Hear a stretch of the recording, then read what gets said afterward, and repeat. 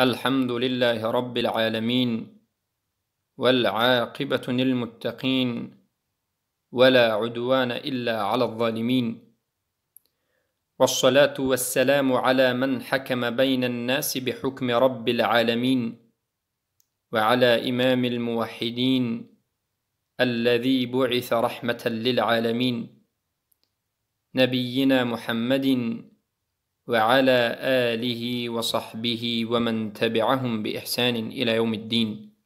أما بعد، السلام عليكم ورحمة الله وبركاته. برادرانم و خواهران موحدم، بارك الله فيكم. بإذن الله سبحانه وتعالى این حلقه نوهم از کشف شبهات اهل بدعت در مسئله حکم نمودن به غیر حکم الله، الحکم بغیر ما انزل الله است، یا کشف نمودن شبهات اهل بدعت در مسئله حکم نمودن به حکم الله سبحانه و تعالی. برادرانم و خواهران بزرگوارم، در حلقه گذشته به شما خصوصیت های حکم الله سبحانه و تعالی را بیان نمودیم و ان شاء الله سبحانه و تعالی در این حلقه نهم به شما مقصدهای حکم الله سبحانه و تعالی و برای چی الله سبحانه و تعالی در بین مردم حکم ساختنش و قرار دادنش را بیان خواهیم کرد. اولین مقصدی حکم الله و اولین چیزی که به خاطر همین الله سبحانه و تعالی حکمش را در بین مردم نازل کرده است تا به حکم الله حکم کرده شوند، تا به شریعت الله حکم کرده شوند، تا که مردم به محکمه های الهی، به محکمه های توحیدی، به محکمه‌ای که به حکم الله و رسول حکم میکند مراجعت نمایند، تا که مردم در زیر حکم الله و رسولش زندگی بکنند. این است که التحقیق العبودیه والذل والخضوع لله سبحانه و تعالی وحده. اولین مقصد حکم الله سبحانه و تعالی تحقیق نمودن عبودیت است، تحقیق نمودن عبودیت، بندگی، تحقیق نمودن بندگی، تحقیق نمودن شکستحالی و خاری در نزد الله سبحانه و تعالی و احتیاجمندی به یگانه الله سبحانه و تعالی. یعنی وقتی که ما به حکم الله حکم میکنیم، به حکم الله را تطبیق میکنیم، یا در حل و فصل مشاکلمان مراجعت به محکمه های الله سبحانه و تعالی و رسولش میکنیم، یعنی به محکمه های شرعی میکنیم، در اینجا عبودیت ما، بندگی ما تحقیق میشود به الله سبحانه و تعالی، شکسته حالی ما و تسلیم شدن ما به الله سبحانه و تعالی و احساس این که ما بنده الله هستیم و الله سبحانه و تعالی حاکم ماست، معبود یگانه ماست، رب ماست، خالق ماست و او یکتا هست و تنها است و او عادل است و حکم است و حکیم است، ثابت می شود و همین احساس میکنیم و همین چیز به وجود میاد، تحقیق می شود بندگی به وجود میاد. چرا به تحقیق نمودن حکم الله بندگی به وجود میاد؟ برای آنکه حکم این عبادت است. حکم کردن به حکم الله این بزرگترین عبادت است. وقتی که حکم عبادت شد، اگر انسان بیاید به حکم الله حکم بکند یا به حکم الله خودش را به محکمه های حکم الله، یعنی به محکمه شرعی خودش را مراجعت بکند، در این حالت عبادت را انجام داد. اما یک کسی، یک جماعت، یک کسی بیاید به حکم غیر الله حکم بکند، پس این مشرک شد، برای اینکه حکم عبادت است. الله به من و شما خبر داده است که حکم عبادت است، پس تنها این عبادت را به من انجام بدهید، یعنی به حکم من حکم نمایید. وقتی که حکم عبادت شد، حکم یکی از عبادت های شد که الله سبحانه و تعالی من شما را امر کرده است که در حکممون، در حکم کردنمون، در حالت حکم به حکم الله کسی را شریک قرار ندیم، فقط به حکم الله حکم بکنیم. و باز الله خبر داده است که الله را یگانه عبادت بکنیم. پس این دلالت میکند که حکم این باید حکم الله باشد. وقتی که حکم الله را تطبیق میکنیم بندگی به وجود می آید، یعنی انسان موحد می شود، بنده الله بودنش به وجود می آید. و در همین جا بزرگترین نمود عبادت که این شکسته حالی در نزد الله هست، الذل والخضوع هست، اقرار حقیری در نزد الله هست که بنده باید خودش اقرار کند که در نزد الله این بنده است، این تسلیم شده است به حکم الله، به امر الله، به شریعت الله. این یک ناچیز است و همیشه احتیاج به الله دارد، فقیر است. یکمین مقصد حکم الله همین است که ما همین چیز به واسطه حکم الله با وجود داریم. چرا که الله میگه این الحکم الا لله امر الا تعبدوا الا ایاه. سوره یوسف آیه 40. هر آینه حکم از آن الله است و الله امر میکند که بجز الله کسی دیگری را عبادت نکنید، مطلقا در حکمش و در دیگر نمودهای عبادت. در سوره زمر آیه 2 میگه ان انزلنا الیک الکتاب بالحق فاعبد الله مخلصا له الدین. ما به تو کتاب را نازل کردیم که حق است، با حق به تو نازل شده است، پس الله را عبادت بکن خالصانه و تمام حکم از آن الله است. له الدین، حکم، شریعت همش از آن الله است و هیچ کسی حق ندارد که شریک بشد. پس خودی الله سبحانه و تعالی در قرآن خبر داده است که خبر داده است که مراجعت کردن به محکمه های غیر شرعی، به محکمه های بغیر ما انزل الله، حکم کردن به غیر شریعت الله، این عبادت غیر الله است. و الله سبحانه و تعالی این نمود حکم کردن و مراجعت کردن به محکمه ها را جاهلیت نامیده است، طاغوت پرستی نامیده است و اینش را مشرک گفته است. الله در سوره زمر آیه 64 میگه قل افغیر الله تأمرونی اعبد ایها الجاهلون. بگوی محمد، آیا مرا امر میکنید و مجبور میکنید که غیر الله را من عبادت بکنم ای جاهلان؟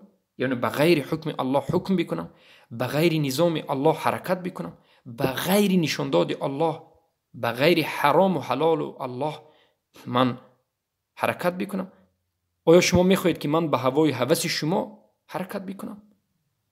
یعنی این استفهام انکاری، یعنی هیچگاه ما خواسته های شما را ای کفار و مشرکین به جا نمیاریم، بلکه به خواسته های الله سبحانه و تعالی و شریعتش حرکت میکنیم. در سوره مائده آیه 50 الله سبحانه و تعالی میگه افحکم الجاهلیت یبغون. آیا حکم جاهلیت میخواهید؟ حکم جاهلیت چیست؟ علما و مفسرین از صحابه و تا امروز تمام علمای سلف میگن که حکم جاهلیت کل حکم بغیر ما انزل الله، تمام حکمی که بغیر حکم الله باشد این حکم جاهلیت است و این حکم طاغوت است و حاکمش هم طاغوت است. و من احسن من الله حکما لقوم یوقنون. و کیست همانی که حکمش بهتر و افضلتر باشد، یا که از الله نظر کرده، از اهل دیده حکم کیست بهتر است؟ حکم کی بهتر است؟ حکم هیچ کسی. اینم استفهام انکار است. الله انکار میکند به تمام نمود و وجهش که حکم یگان نفر از بشر، جماعت یا یگان نفر بهترینی بشر باشد هم برابر حکم الله نیست. چی برسد حکم های پارلمان ساخته امروزه، چی برسد حکم های کفار، مشرکین، مرتدین و منافقین، حکم پیامبران بگوییم که از حکم الله گرفته شده است. انا این یگانه حکمی که یعنی الله اجازه داده است که این حکم صحیح است، حکم پیامبران علیهم السلام که به اذن و اجازه الله است که اینم حکم الله است. دیگر حکم کسی از پیش خودش که ساخته است و مخالف به شریعتش قبول نیست. حتی حکم صحابه ها، حکم بهترین انسان ها، اگر بگوییم که مخالف حکم شریعت داد، مخالف حکم الله و رسول قبول نیست. اطاعت کردنش جایز نیست. اطاعت کنید، درست گویید. الله سبحانه و تعالی میگه که این شرک است. اما امروز میبینیم که پارلمان برآمده است، مجلس ملی، مجلس عالی، دپوتات، نماینده ها، این همه اش انمی شرک است. دپوتات چی گفتنی گپ است؟ یا نماینده ها یا اعضای مجلس ملی، مجلس عالی، اینا قانون قبول کننده ها در یک درون بنا می نشینند، زیادند و کمند. اینها قانون قبول میکنند به خواسته های مردم نظر کرده. نماینده های مردم از هر منطقه جمع میشن، میگن که مردم ما میخواهد که گلوبایی وجود داشته باشد، لیواتی وجود داشته باشد. مردم ما میخواهند که همه یعنی رقص و بازی کنند و فحشاگی اجازت باشد. مردم ما میخواهند که این کنند و اون کنند. اونا میگن ما اگر مردم خواهد بله دست بردارید کی به این زیادتر اجازت است. اگر 200 نفر مثلا در درون یک مجلس آدم باشد، 110 نفرش دست بردارد، تمام است. از این میبارد که از همین روزی بارد مرد به مرد خونه دار شوی اجازت است.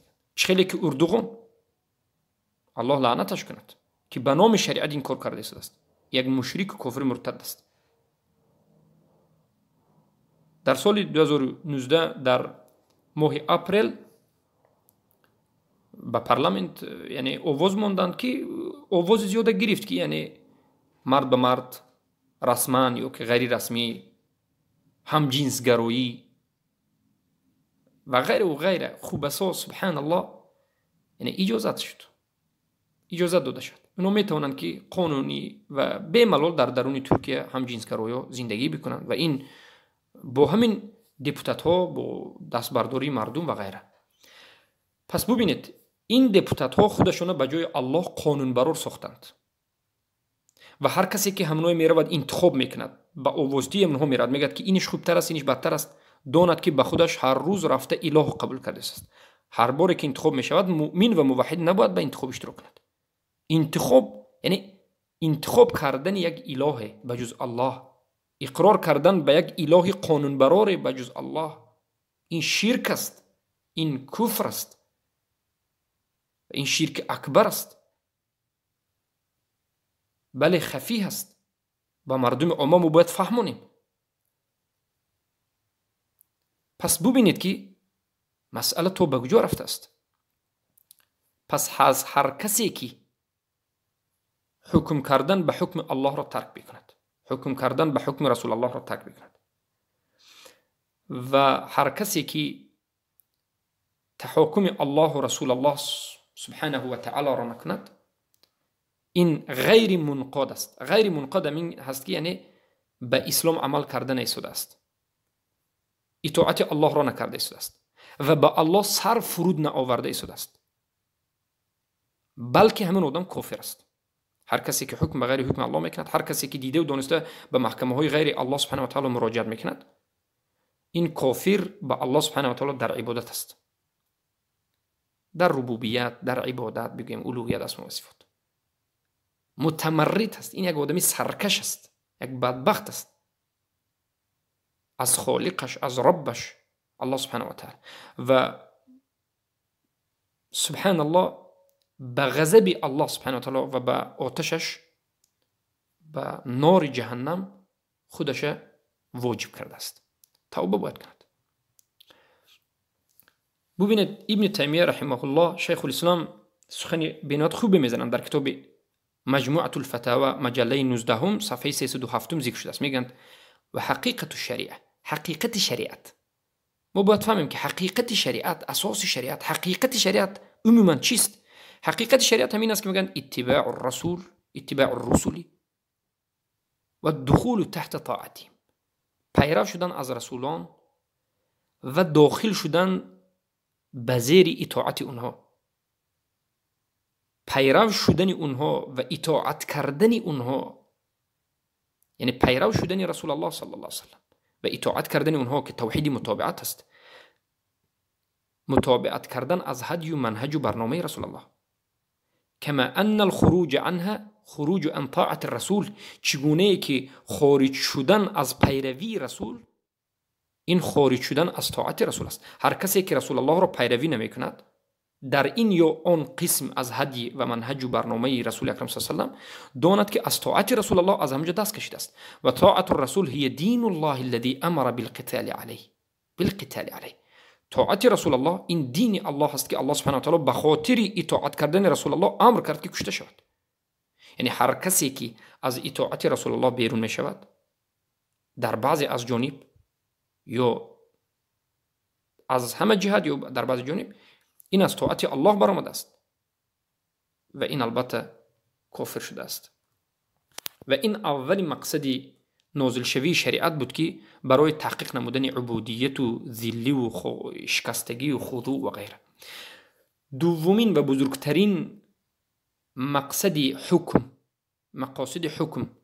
یا که مقصد حکم نازل شوی حکم کردن به حکم نازل شده الله سبحانه و تعالی این قائم کردن دین به وجود، بگیم تطبیق نمودن دین در زمین است. بدون حکم کردن به حکم الله سبحانه و تعالی پابرجا کردن دین، به وجود آوردن دین ناممکن است. یک کس بگوید که من مسلمانم به غیر حکم الله حکم بکند، باز فکر کند که دین تطبیق کرده است، دین قائم کرده است، والله دروغ میگه، این مشرک است، شرک تطبیق کرده است. همان وقت دین تطبیق می شود، همان وقت دین پابرجا می ایستد، قائم می شود، به وجود می آید که البته در بالای زمین به حکم الله حکم کرده شد. الله سبحانه و تعالی در سوره توبه آیه 33 میگه هو الذي ارسل رسوله بالهدى ودين الحق ليظهره على الدين كله ولو كره المشركون. الله همان ذاتی هست که رسولش را فرستاد با هدایت و با دین حق. دین حق چیست؟ حکم حق. خیلی که ابن عباس میگن اکثریت کلمه های دینی که در قرآن آمده است این معنای حکم میده. دین الحق عموما شریعت حق، دین حق و اینچنین حکم حق، به حکم هایی که الله نازل کرده است، کنید نکنید، حلال حرام، جایز ناجایز و تطبیق های حدود، قصاص، جنایات، چخل جنا دادن، حلال و حرام و غیره. اینچنین به همین حکم های حق آمده است که لیظهره علی الدین کلی، تا که تمام دین الله را ظاهر کند، آشکار کند از همه جهت. دین الله را از همه جهت پیامبر آمدن که کامل کنند، هم از جهت عبادت، هم از جهت حکم، هم از جهت تطبیق، هم از جهت جهاد، هم از جهت همه. الولا والبراء کفر بالطاغوت ولو کره المشرکون. گرچندی که مشرکا بدشون می آید، یعنی مشرکا از این فعل رسول الله ناراضی اند که رسول الله به یک شریعت کامل و شامل آمد که حکم دارد و حکمش از جانب الله است. مشرکا همین نمیخواد. مشرکا میخواد که بگید که شریعت ما بله شریعت است، اما شریعت ما یک ناقصی دارد. شریعت ما نقصش همین است که حکمش نیست. شریعت ما نقصش این است که دولتداری نمیتواند. شریعت ما نقصش این است که والعیاذ بالله به نظامیت است. مشرکا میخواد که ما همچنین باشیم. مشرکا میخواد که شریعت رو ما همچنین اعلام بکنیم. مشرکا غضبش میآید، بدش میآید، ناراحت میشود وقتی که میفهمد که حکم حق، حکم عادل، حکمی که از جانب الله سبحانه و تعالی از بالای 7 آسمان از بالای عرش نازل شده است، این شریعت محمد صلی الله علیه و آله است. برای همین امروز هم مشرکا به نهایت حرکت میکند، یهود و نصارا و مشرکین، مرتدین، منافقین بیناد حرکت میکند، بخصوص یهود و نصارا که از درون مسلمان عده رو بیارد که همین گفته و همین عقیده باطل رو داشته باشند که شریعت ما به حکم است بگید و نظام دموکراتی رو یا لیبرالی یا علمانی یا سکولاریسم رو بخواد که تطبیق بکند. الله سبحانه و تعالی در سوره مائده آیه 68 بیان کرد قل یا اهل الكتاب لستم على شيء حتى تقيموا التوراة والانجیل.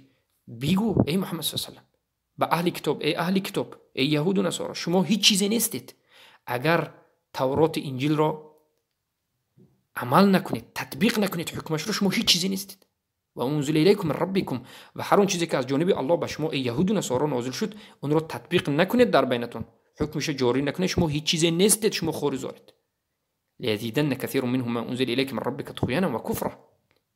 یعنی بسیاری از شما اون چیزی که از جانب الله آمده است این رو با طغیان و سرکشی و طاغوتی کردید، کفر ورزیدید و رد کردید، تطبیق نکردید. فلا تأس القوم الکافرین. و این چین در سوره صاد آیه 26 الله میگه یا داوود انا جعلناک خلیفة فی الارض فاحکم بین الناس بالحق ولا تتبع الهوى. ای داوود ما تو را در بین مردم خلیفه قرار دادیم. یعنی خلیفه به معنای دو معنی میاد، لیکن معنای بسیارش این که یعنی به تو حکم دادیم. از پیش از تو رفتگان رفتن، به تو زمین دادیم، به تو حکم دادیم. ما تو را در زمین نگه داشتیم، حاکم بودی، پادشاه بودی. پس در بین مردم فحکم بین الناس، در بین مردم حکم بکن به حق. حق چیست؟ دین الحق. حق کدام حکم است؟ حکم حق کدام حکم است؟ آیا حکم یهود و نصارا که امروز هست همین حکم حق است؟ نه. حکم حق در این زمان حکم رسول الله است. در زمان یعقوب حکم حق همان وحی بود که از جانب الله به یعقوب علیه السلام می آمد، به داوود علیه السلام می آمد. ببخشید داوود علیه السلام. پس داوود و سلیمان و دیگر پیامبران تنها به حکم الله حکم میکردند. حکم حق این حکم الله است. و در دوامش الله میگه که ولا تتبع الهوى، به هوای و هوس، به خواسته های خودت یا غیر خودت به دیگرها هیچ وقت پیرو نشو. یعنی به قانون هایی که دیگرها میسازند یا دلت میکشد پیرو نشو. به خواسته های هوای و هوس خودت حکم صادر نکن، قانون نبر. پس ببینید که الله چگونه آشکار گفته است. حتی الله سبحانه و تعالی یک چند بار پیامبر صلی الله علیه و سلم را تنبیه داده است که میگه ان احکم بینهم بما انزل الله ولا تتبع اهواءهم. ای محمد صلی الله علیه و سلم در بین مردم به حکم الله نازل کرده حکم بکن و به هوای و هوس آنها مشرکین، مردم، کافرین، مرتدین تابع نشو. به هوای و هوس اونها، به خواسته های اونها، به قانون های برآورده اونها مردم را حکم نکن. در جای دیگر تنبیه میتید و میگوید که فإن اتبعت اهواءهم بعد الذي جاءك من العلم ما لك من الله من ولی ولا نصیر. والله این آیت بزرگترین آیت است. این آیت بزرگترین سبحان الله تنبیه به این مشرکین زمان امروزه است، مشرکین دموکراتی است، به این مرتدین است که میگوید الله به پیامبر تنبیه داده است ای مشرکین، ای دموکرات خواه، ای حکم یهود و نصارا خواه. ببینید که الله به پیامبر میگه که ای پیامبر، ای محمد صلی الله علیه و سلم اگر تو به حکم فإن اتبعت اهواءهم، اگر تو پیروی کردی، متابعت کردی، اطاعت کردی به هوای و هوسهای کافرها، یعنی بعد از این که به تو قرآن آمد، بعد از اینکه به تو حق آمد، باز دیده و دانسته به قانونها و به هوای و هوس ساخته های یهود و نصارا و مشرکین باز متابعت کردی و پیروی کردی، بدان که از جانب الله به تو یگان نصرت نمی آید و تو ولی الله نیستی، دوست الله نیستی. الله اکبر. الله به پیامبر صلی الله علیه و آله گفته است. الله میداند که پیامبر صلی الله علیه و آله این عمل رو انجام نمیدهند، با وجود همین تنبیه داده است.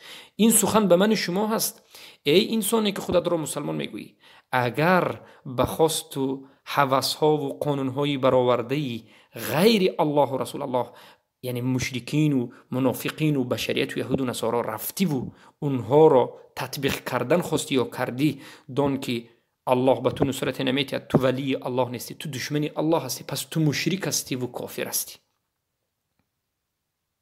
سبحان الله. پس دومین مقصد بزرگی حکم کردن به حکم الله این قائم کردن دین است، به وجود آوردن دین است و تطبیق نمودن دین در بین مردم در بالای زمین است. سومینش، این سومین مقصدی اساسی که الله سبحانه و تعالی به همین خاطر حکمش را نازل کرد، حاجت مردم است برای صلاح دینشون و دنیایشون، برای صلاح دنیا و آخرتشون. چرا که یگانه حکمی که تمامی جانب انسان را حفظ میکند، ضروریات الخمسه رو حفظ میکند. ما گفتیم حفظ الدین، حفظ العقل، حفظ النفس، حفظ النسل، حفظ المال، همه این جانب رو میتواند که حفظ کند. شرافت انسان رو حفظ بکند، تحسینیات رو حفظ بکند، حاجیات رو حفظ بکند، انسان رو در این دنیا و آخرت نجات بدهد. این حکم الله سبحانه و تعالی، نظام الله، برنامه الله است.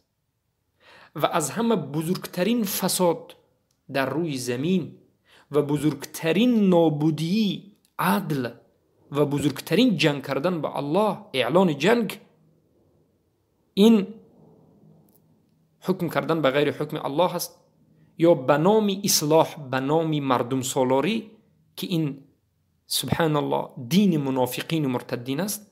به حکم الله حکم کردن است. الله سبحانه و تعالی در سوره بقره 11 و 12 میگه و اذا قیل لهم لا تفسدوا في الارض قالوا انما نحن مصلحون الا انهم هم المفسدون ولكن لا يشعرون. اگر به این منافقین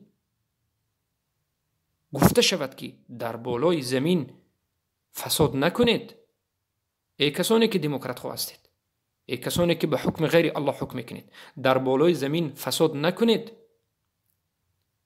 اونها به ما جواب میدن و میگن که انما نحن مصلحون، بلکه ما از جمله مصلحین هستیم. انا همین روز دموکرات های ما هم همین رو میگن. ای میگم ای دموکرات ها، ای حزبی ها، شما از نام اسلام نگویید که دموکرات اسلام است. بر بالای زمین شما فساد نکنید، میگن که ما مصلح هستیم، ما پیروی از اسلام میکنیم، بلکه شما هستید میگن به ما میگن که شما تطرف کرده اید و شما سخت میروید.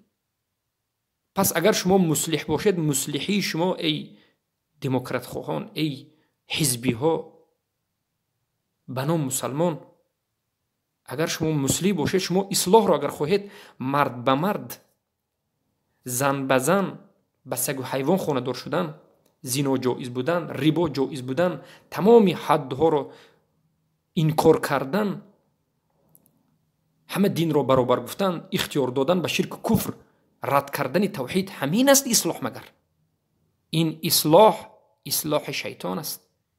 این اصلاح از نظر دین شیطان است. دین شما، اصلاح شما دین شیطانی است، اصلاح شیطانی است. بلکه شما مفسدون هستید، اما شعور ندارید، نمیفهمید که این جواب الله است که میگه الا انهم هم المفسدون ولكن لا يشعرون. آگاه باشید که اینهم مفسدین هستند. پس آگاه باشید که هر کسی که به حکم غیر الله حکم میکند، هر کسی که اراده میکند، به هر طالب علمی که حکم غیر الله را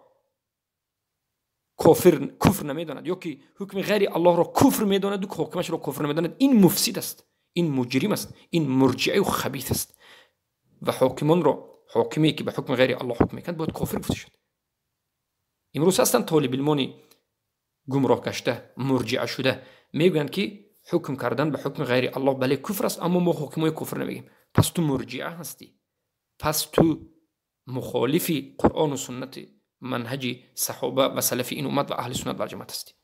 تو مدخلی یا جهمی یا مرجعه هستی، یا تو حزبی هستی.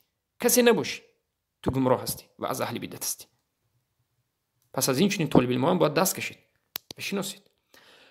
و یکی از دیگر مقصد حکم کردن به حکم الله سبحانه و تعالی، و به همین خاطر الله سبحانه و تعالی نازل کرده از حکمش رو که در زمین آرامی، امن، استقرار، نصرت، فتح، عزت، شرف، برکت به وجود آید.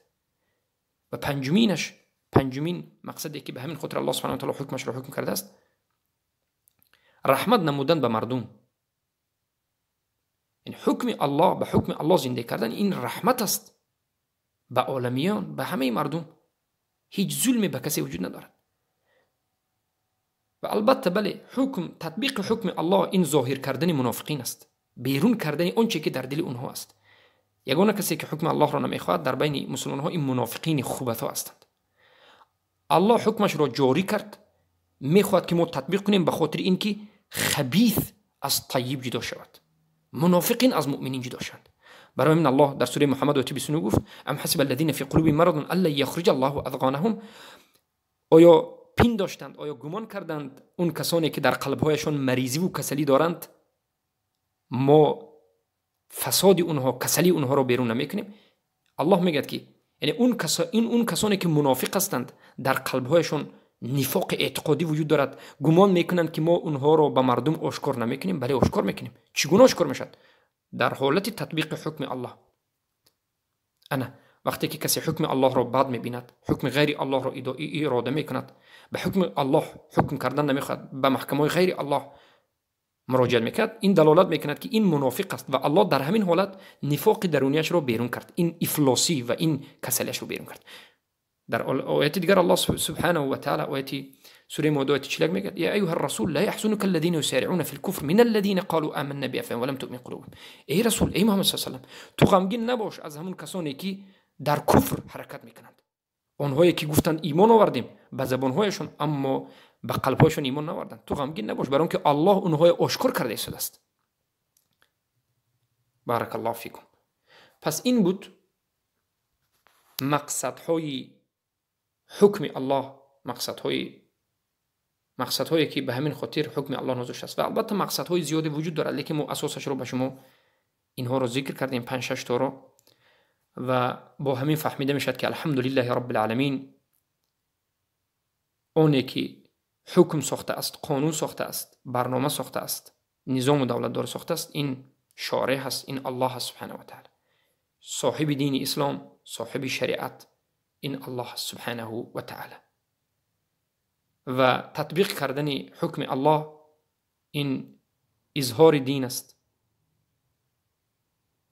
و تطبیق نکردنش البته این نابود شدن دین است و ذلت و خواری بر مؤمنین است. تطبیقش عزت و سربلندی بر مؤمنین است. بارک الله فیکم و حیاکم الله بیاکم.